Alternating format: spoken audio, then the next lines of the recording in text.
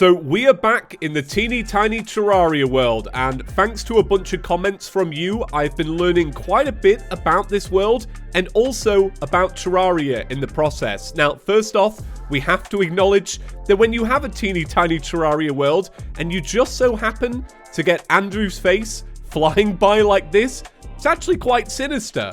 What a start. So to jump in today's episode, I feel like the first thing we need to do is continue with our pursuit to gather some jungle armor. Now, in the last episode, we managed to find the jungle, and it's actually kind of interesting because not all of the enemies kind of work right. For example, man-eaters, they don't have any neck for some reason.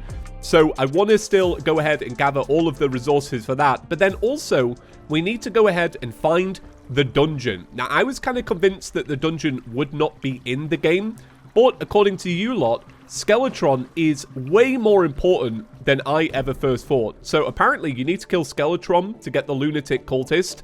I never knew that.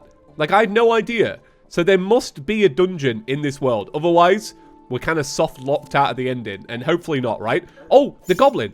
The goblin man. Quick, grab him. Thank you. Okay, good. This is a good start. So I'm just going to very quickly buy from you, sir, the Tinkerer's Station and some rocket boots. And then you're going to have to fend for yourself. Because you are no longer needed. So since jungle armor is actually reliant on jungle spores, and we don't seem to have any more growing currently, I think what we'll do is we'll keep mining on downwards, just trying to see what the next biome might be. So today we actually hit 936,000 subscribers, meaning we have less than 64,000 to go. So if you're watching this, maybe you've seen one or two of my videos in the past and you enjoy them even a little bit, please consider subscribing. It's completely free and you can always change your mind later, but it really supports the channel. One thing I've realized, which is kind of fantastic because it adds a little bit more future-proofing, if you take a little look at the size of all of these biomes, including the mushroom biome, which is actually kind of large, here's the size of the crimson, the jungle biome is way larger. Like, take a little look at that. That is great, because we're going to need the jungle for quite a few things. So I've also managed to find another chest. And inside is the lucky horseshoe. Very interesting. And that free anvil, which I keep speaking about. There's also a duck statue, which would have been fantastic had this not been 1.4. Because we could have used the duck statue to do a bunch of boss skips. And it would have made the whole seed even easier. So if we take a little look at how we're doing with jungle armor, the first thing and the only thing I can craft is a jungle hat. So we'll tick that off the list, a little bit better than an ancient iron helmet. And then I guess what we'll do is, while we're also here, we may as well start combining some accessories. So I'm going to combine the Hermes boots and the rocket boots and get me some Spectre boots. Is there anything else that I should be combining? Do I have the other variant of shoe spikes? That is a great question. No. Oh, all right. So someone did mention in the comment section that there might be a way to spawning King Slime, and that is by heading underground and actually leaving a good chunk of screen kind of off camera. Let's try that out. Let's see if we can actually get this to happen. So I'm just kind of falling down, and I don't think it's working, which is a bit of a shame. There must be a way to do it, though. There must be a way to manipulate the blocks in your favor. Just to say this once again, I am really happy with how big they made this jungle. And look at that. There we go. You lot were correct. You lot were definitely right about this. There had to be a dungeon. That is so interesting. So we found it. Oh, we almost flew right past it. So this is where we'll be fighting Skeletron. Now, I wonder if the Dungeon Guardian can actually work in this teeny tiny world. Like, does it count this as a real dungeon? I'm guessing maybe. But it's interesting, right? It's so bizarre. It's playing Terraria in a whole new way. So I'm going to try and treat it like real Terraria. I don't want to, you know, go inside and loot everything before we kill Skeletron or whatever. Even if it does work. You know what I mean? But it's so cool to see. Obviously, the dungeon enemies are spawning in. So it is a little bit wonky. And then there's also, oh my god, look at this area down here. There's also a corruption as well, which is very cool. So you're able to fight both of the... Oh, look at the mechanic. Ah, so that's something I never knew, but I guess it makes sense. The mechanic can actually spawn in before you've killed a Skeletron. That is really interesting.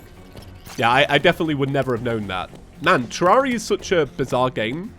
But it makes sense because it's like, well, yeah, she may spawn in, but you're never going to get her because of the Dungeon Guardian. I may as well grab her, though. Just while we can. Thank you. Is there anything to buy? I won't buy anything yet, but I imagine that wiring is going to play a pretty big factor in all this. So, a lot of you have been leaving me comments about Wand of Sparking's method for the Wall of Flesh, and apparently it involves explosive bunnies, which is something that I've actually never crafted in Terraria before. And the general idea is that I've been getting a lot of comments that are like, every single time you see a bunny, you need to capture it. Well, I've yet to see a bunny in this world. So what I'm going to do now, while the jungle is kind of growing spores, I'm going to make another kind of grassy area above, kind of like a floating island, to just hopefully encourage some bunnies to spawn in. And the good thing is I could have built like a block tower upwards to let the grass spread. But because we have the Dryad, we can kind of like just buy some grass seeds and go from there. Hey, look at that. He's back again. Andrew, please. What messages do you have for us? What is this kind of warning? It's got to be symbolic, right? So the grass is slowly growing, but I have a feeling that the reason why we're not seeing bunnies is because the world thinks it's an ice biome, which makes a lot of sense. Like, if you look at this right now, it's a blizzard. But then again, if you come down here, kind of thinks it's... Well, it's a bit of a mix. It only really thinks it's a regular, like, overworld in this one spot, which is probably why it's not happening for us. But I guess it's something to look out for. The good thing is, though, is if we don't use explosive bunnies, we can always use dynamite instead. So I believe the method you can use is you essentially build like a bridge out of hellstone, because hellstone isn't susceptible to bombs. So you build a thin bridge, you get some dynamite, and you just kind of lob it. And you try get your timings right. Maybe that's what we'll have to do. Ah, so there is a ruby bunny. Now I wonder, can you make explosive bunnies out of ruby bunnies? I don't know. Maybe. Hey, Tim the Wizard! Tim the Wizard! Alright, give me that hat, sir. Give me that hat. Oh, we look incredible! One of my favorite hats in Terraria, by far. So, I have a strong feeling that the key to this map is really going to be about how well can you future-proof. So, whenever I've got a spare moment and I'm like waiting around for something, like right now I'm waiting for jungle spores, my goal is to be on it with the future-proofing. So, I'm working on tunnels in the jungle so that when we get to hard mode, we have a nice area which can encourage the growth of, say, life fruit, plantera bulbs, these little shrubs here, which we can use for bait, for fishing, just anything like that. I feel like if we have a section like this, it's going to make it way easier in the long run. So it seems like we can now make some jungle pants. I'm going to go ahead and do that. So we only need one more piece. Now here's the thing. I'm noticing that jungle spores aren't actually growing in. And I have a gut feeling that they're just not going to grow. Like, this world is weird. It's very weird. And so if something isn't working even slightly right, I'm going to be paranoid. But I don't know if it counts this as a proper jungle or not. And I wonder if that's why they're not growing. There is a part of me that wants to do Torch God so that we can get the Torch God's favor.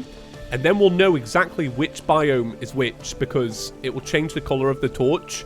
And then we'll really be able to see how Terraria is kind of reacting to certain things. I think I'm going to do it. I'm gonna get 100 torches and just do it. So my plan for this is that we're going to start placing torches all along this side here.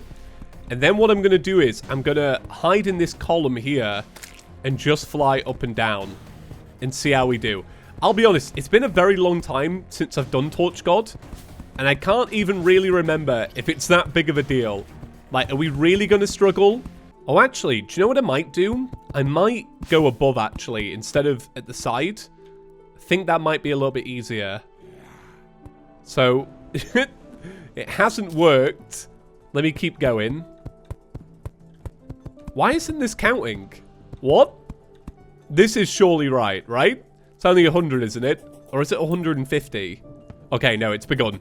All right. Terraria knows. Oh my god, 30 damage. Wow. Oh my god. So if we run backwards and forwards, how are we going to do? Like, if we do a bit of an arc like this, and we just keep doing this, is that going to work? I think it will. Well, it is kind of working. Oh. Oh, this is fun. Man, what a weird event in Terraria, though. And I just love that if you tell somebody about it, nobody believes it. Do you know what I mean? Hey! We failed. What? Ooh, another bunny. Right, I'll grab it. I still haven't checked if it works or not. Right. Let's do a better job of this. Let's not get caught down the side again, because that's kind of how we failed the last one. It shouldn't be that hard to do. But I don't know. You kind of get sent in a bit of a feedback, knockback loop. You know what I mean? So that's what makes it, like, extra challenging, to be honest. I think we should be alright this time, though. Oh, God. Right, it's almost over.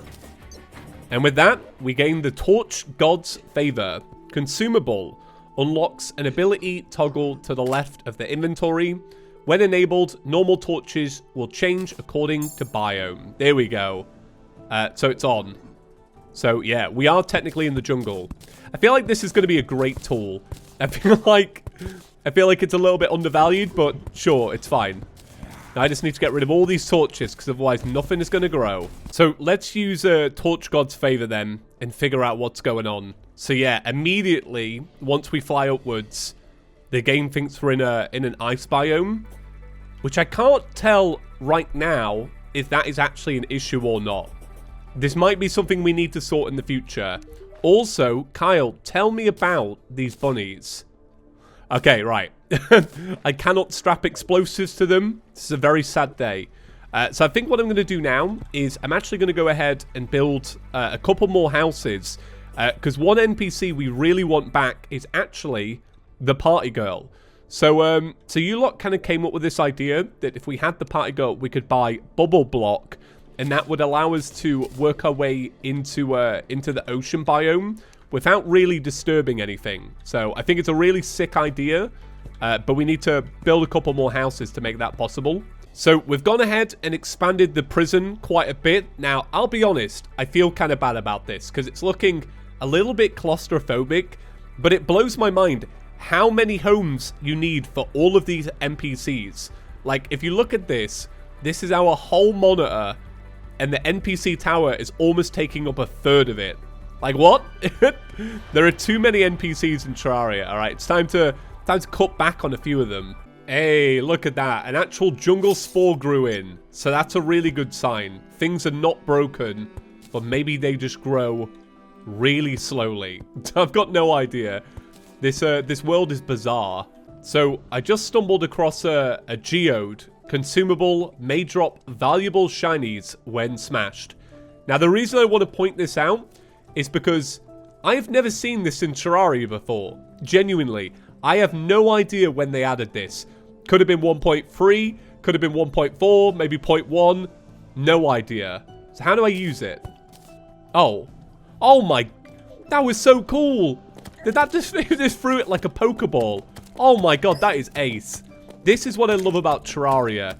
You can play for thousands and thousands of hours and still not find everything in a single world.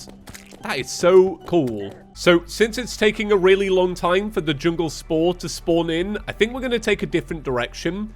Because here's the thing. We already have a gladiator breastplate, which is honestly a fairly solid bit of armor. If we had the full set, we'd be getting mage buffs. But we're not really going to be fighting a boss as a mage just yet. So I think what I'm going to do is I'm going to buy some grenades. I'll also buy some more bombs. And we'll give the Brain of Cthulhu a go. Because I'd say at this point, why not? The good thing is we have plenty of opportunities to kind of, if we lose, we can kind of bounce back. Because of the fact that we have the corruption down below. So I don't think it's a big deal if we lose. But I feel like we should just give it a go. So I'm going to build a regular, like, platform arena, singular line. I'm going to use the grenades against the creepers, and then likely swap to the Undertaker. But if I can get a rotted fork, I'll use a rotted fork instead, since that is a a better weapon for this fight. Because it's got good knockback. That's the best part about it. So let's see what the item we're going to get is. Oh, right, I may have messed that up a little bit. Don't worry, we can fix this. Here's my little trick, all right? 2 blocks here. Sticky bomb here. Don't even worry about it. Really, I should have just crafted a wooden hammer. So we get a panic necklace. Interesting. Right, so let's give this a go. I honestly do not know how this is going to turn out. Or whether it'll even spawn, because King Slime didn't. Okay, right. It spawned, and here are the creepers. So hopefully I haven't I hope I haven't overestimated the power of grenades. But if I remember right, grenades make this fight so much easier. But it's honestly been a really long time since I've done the Brain of Cthulhu. I want to say, in an actual, like, run like this, it's probably been over a year at this point. Yeah, this ain't too bad at all, is it? Not bad at all. Man, I feel like... I don't know. I used to always think that the Eater of Worlds was easier than the Brain of Cthulhu, but I might actually be wrong. What's your thoughts on this? Let me know with a comment down below. And also, are you Crimson or Corruption Gang? You can be honest, all right? No judgment around here. But one of them has a bigger brain. That's all I'm saying. And it's not the Brain of Cthulhu. There we go. All right, it is done. So from that, we got the tissue samples, which... and we also got Crimtane. I was going to say maybe we could have paired it, but it's funny because on the surface, what we got was Demonite from the Eye of Cthulhu rather than a Crimtane. I didn't really think about that. That's interesting. Okay. Ah, look at that. The item that we actually got as well was the Rotted Fork, which would have been my weapon of choice. So that's going to be it from today's episode in the teeny tiny Terraria world. Catch you in the next one. Peace.